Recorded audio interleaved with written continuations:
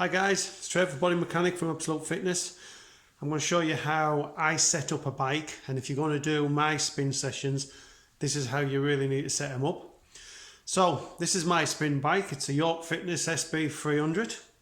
Nothing fancy about it, it's just a standard spin bike. Fixed wheel, so that means that when the pedals turn, the wheels turn. There is no wheel still turning, you being able to hold the pedals stationary. The pedals fly around with the wheel. It's an 18 kilo wheel. You can get lighter wheels. I think they're around 13 kilos, but this is the standard spin weight wheel. So some points to look at first of all. So on our bike we have cages for your feet. Best one is to have clip. So as you can see, my bike's got clip as well as the cage. So I like to clip into it. It's much better feel on your pedaling stroke, etc. Okay, but that's down to you. So some things to think about. So on the seat we've got two adjustments. We've got a height adjustment down here, and then we've got a forward back adjustment here, so we can move the seat forward and back, which for good mechanics of cycling we need to be able to do. So as we spin round, we can now see we've got a height adjustment of the handlebars, and then we can slide the handlebars forward and back. What we also have is different hand positions. So on here we've got this front mount, which is generally for sprinting, and we class this as hand position number 1. Then in an upright riding position we've got this handlebar position. This is handlebar 2. That's generally seated upright. Then most people would class this as number 3 position. I like to split this down a little bit. I have 3 position at the bottom and 4 position up here or on this aspect, depending on what I'm doing. So if I'm on a seated hill climb, I'll generally go into low 3 hand position, but I like to call it number 3. And if I'm on a stand up hill climb, I'll come up to high 3 position, or as I call it, number 4 position. So I have 4, 3, 2 and 1 sprint. Okay, and that's the bike as a whole. Then down here we have our resistance knob. Now this, if you depress it in, it'll stop you. So in an emergency, when those pedals are spinning, if you need to stop, just press it down and that'll stop it. Okay, stop that wheel turning, because if your feet come out of those cages, that wheel is still going to spin and them pedals will fly around and they could do some serious damage. All right, so on my classes I like to set the bike up a certain way, and what I do is I'll show you how to do it, but what I like to do is you'll hear me talk about gears 4, 5, 6, etc, etc, etc. I'm quite lucky at where my plus sign is on here, so that is currently at gear 4 for me. Gear 1 is 12 o'clock, 1 o'clock, 2 o'clock, 3 o'clock, 4 o'clock, gear 4, 5, 6, 6 o'clock, gear 6, 7, 8, etc, etc. Then when I get to the top 12, I'll then go 13, 14, 15 as well. Okay, and I'm going to show you how I set that up. Okay.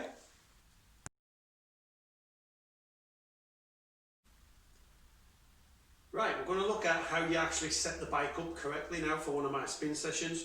So, if you stand on the foot plate at the back, your hip bone should be pretty level with the height of the seat. Stand this side for you, push the pedals out of the way.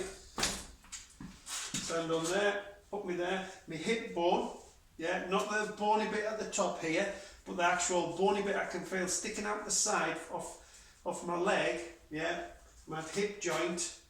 That's pretty much, it's just slightly underneath the height of this seat, all right? But it gives you a good starting point. So, from there, all we're going to do is make sure the pedal's to the bottom. Alright, and from there we're going to step on, step over. Now you put your feet in your cages, and make sure they're nice and tight up when your foot's right in the cage. Alright, but for me, I clip in. So, okay, so first thing we're going to look at is making sure this seat's at the right height. So with the pedals at 12 and 6 o'clock, so straight up and straight down, you should have a slight bend in the knee. It's probably about 10-15 degrees bend, okay? And you know you've got the seat at the right height then. This bike's already set up for me, so that's what I would do. I would up and down it till I got to that position with me sat in a nice upright position. From that point, I'm going to spin the pedals now, so they're at 3 and 9 o'clock. And then what you should have then is, from the front of the knee, if I was to drop a straight line straight down, straight through the middle of the pedal. Okay? So if I got that position, my seat forward and back, so if I was like that, the front of my knee's coming off the front of the pedal, it needs to be into the middle of the pedal. So once I'm sat in a good position, with the seat at the right height, if I put a bar at the front of my knee and run it straight down, it goes straight through the middle of the pedal. So that gives me, I then adjust obviously front and back, and that set that up. When we're looking at the height of the handlebars, it depends if you're a beginner or an advanced rider. If you're a beginner rider, we want to be in a more upright position. Okay, so generally the body's going to be leaning maybe 30 degrees. If you're an advanced rider, so with the hands on the handlebars, so if you're an advanced rider, you're going to be more down at about 45 degrees with your hands holding on. So obviously this bike's set up for me for that. What I'm looking for then is, between the angle of my arm and my body is approximately 90 degrees. 85 to 90 degrees when I'm holding that bar and I'm in my riding position.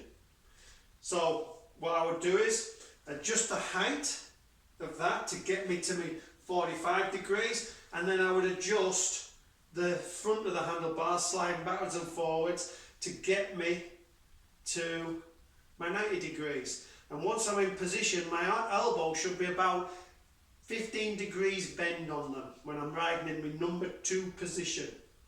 Okay? From there, we need to set the resistance. Now, resistance is specific to every individual person. It's not a one size fits all.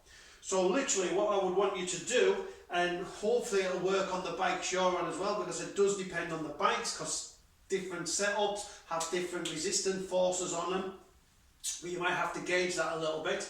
But what I would do, pedal the bike and then turn it on till I get to the bottom and I can't move it.